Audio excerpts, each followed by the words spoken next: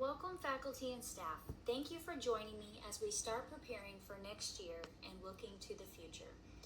For the fall of 2016, we have reviewed our budget and determined, unfortunately, we will not be able to fund our technology program from our budget alone. As we have seen from other schools, there are ways around this. Our mission at Middlebury ISD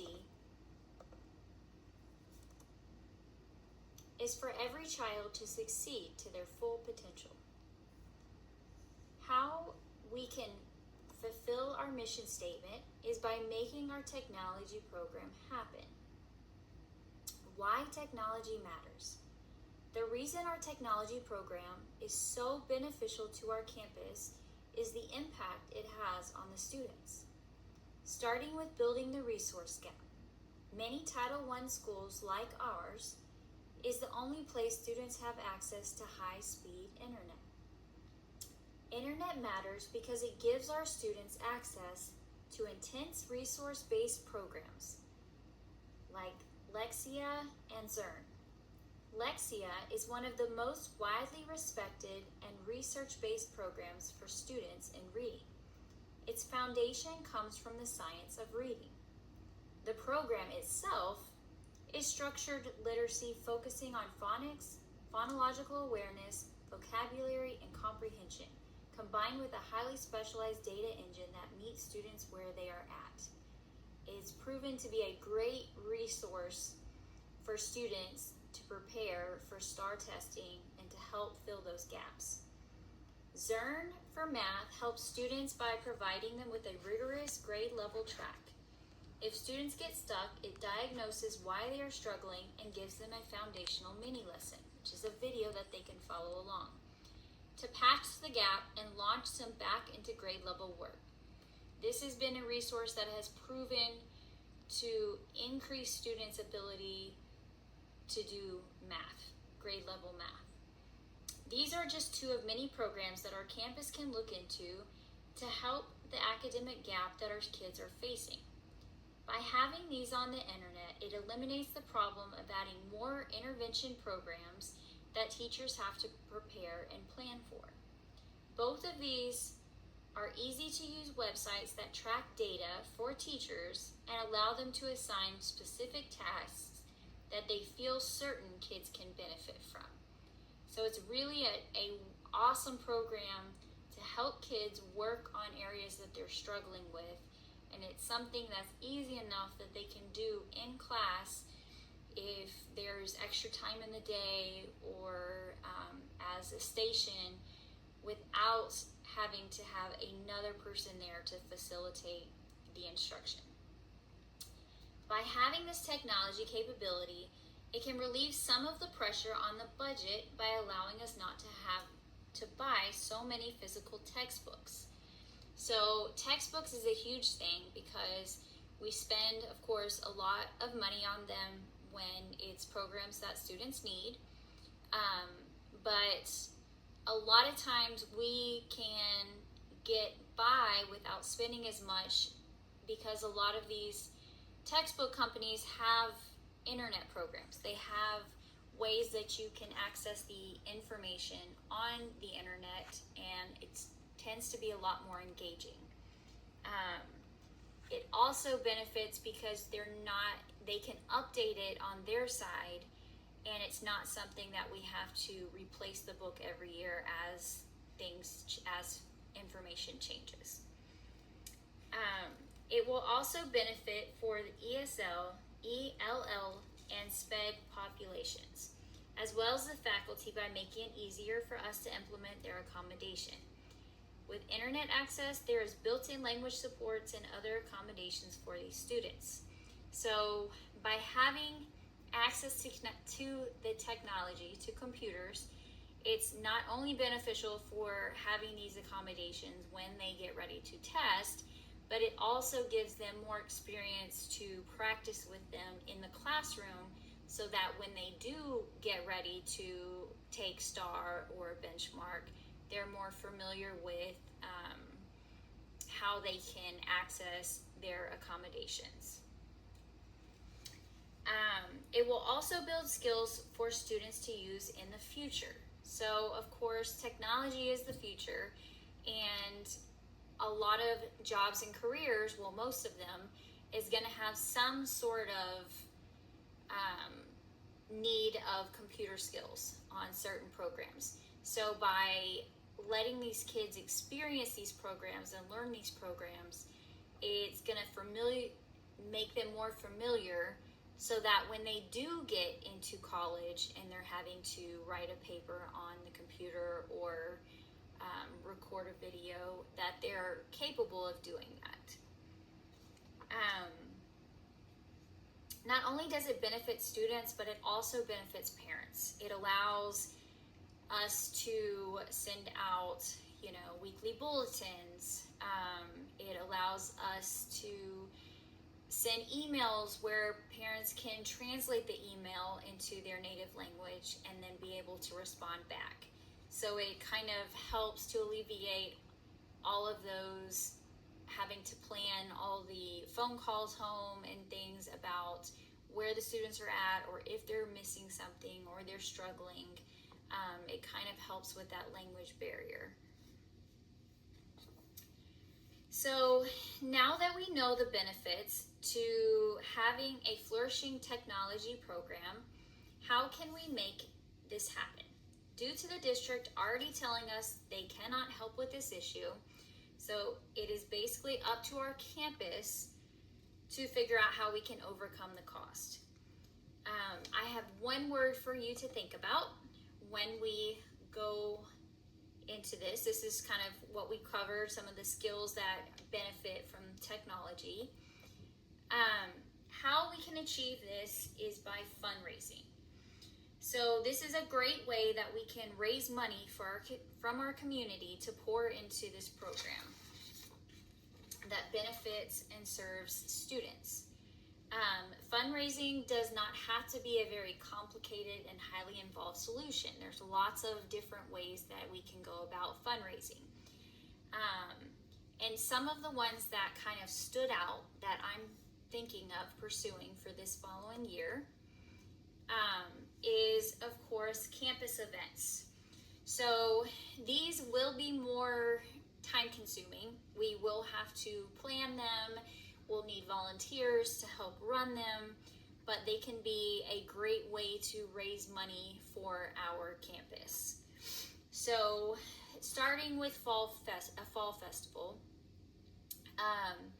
and the end of the year festival, or the end of the year carnival, and some sort of winter event. So basically these things are great ways to pull parents into school and kind of let them see how our school community functions, how we work, get to kind of experience, the teachers in more of a fun way, and it's a great way to kind of just build those community ties. So with a fall fest or an end of year carnival, how we can kind of help eliminate spending too much money and, kind of grow our profit more would be to have basically a baseline ticket price. So, maybe $10, $15. And then we can split up the carnival games between either different departments or different volunteers and kind of come up with some great just carnival, fairly affordable games with stuff that, we already have on campus, that students can play. And then, as they play the games, they can get candy. And then as far as refreshments, we can stick to like hot dogs and, sodas, and just buy those in bulk. And that will kind of help with that cost. So if we can do just these simple things, it gives us the opportunity to earn, anywhere between $1,500 and up in a profit, which is a great way to start kind of getting us this technology. As far as a winter event, I was thinking, We could even kind of have the choir perform, some winter music, and kind of pull in different departments to kind of perform and, have just a small, like $5 ticket price, and kind of go from there. So these are just 3 things that, definitely I want y'all to think of into more as a department. Kind of come up with some ideas that can kind of build where, I'm starting with this. It's definitely going to be something campus-wide. We're going to have to kind of come together and brainstorm, but can be a great way to fundraise.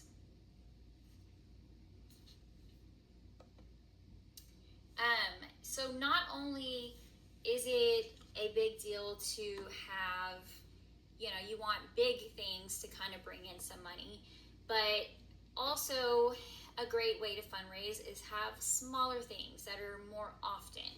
So some of the things that kind of just came to mind would be like a parents' night out.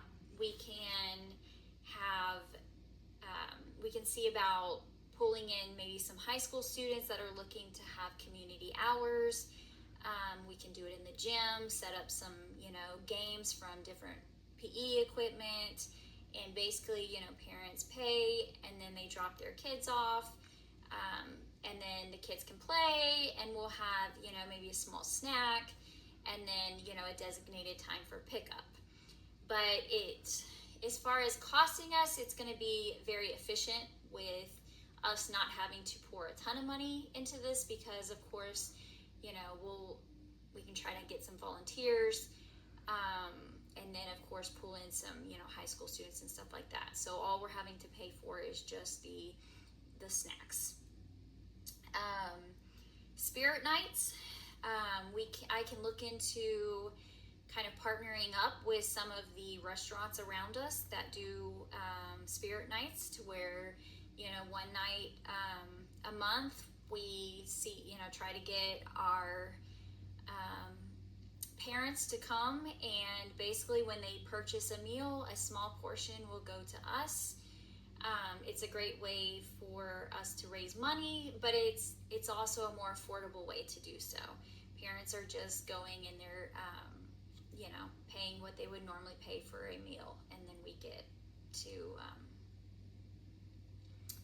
to profit from that, some from that. Going along this route, we can also do a coin drive. And a coin drive would basically be, we would set up jars for each of the grade levels, and then students, we could do grade levels, or we could do departments, and students bring in basically coins, and whichever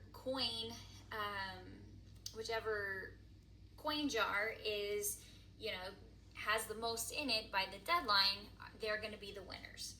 And so what I'm thinking from this is we can do kind of like little check-ins every, week or so, and then the class that has the most, they, can have like a dance party, or, we can do some of those, cheaper popsicles. And so that would kind of get them motivated. And then, the big prize at the end, we could,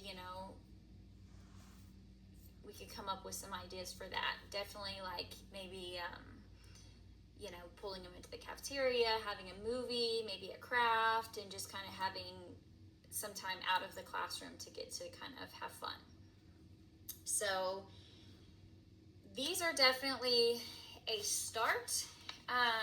There is a lot of room for suggestions and planning.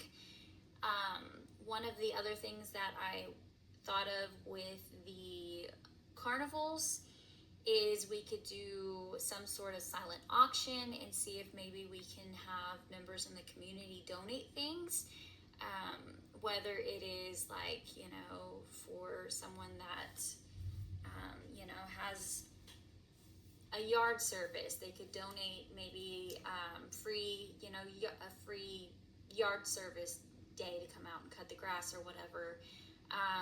If we could get maybe someone that has a restaurant and maybe have like some sort of little gift card to put out. But basically anything that we can get the community in and helping with this will let them see how important this is to our school, and let them see that we are ready to show up for our kids. So like I said, this is very basic. There's lots of room for suggestions and brainstorming, and I want to meet again next week and just kind of as teams go think of some ideas, or think of anything you can add to this, and then we'll meet again and kind of come up with a game plan. All right, thank you so much for taking time to come and sit and listen to this, and just keep your mind open.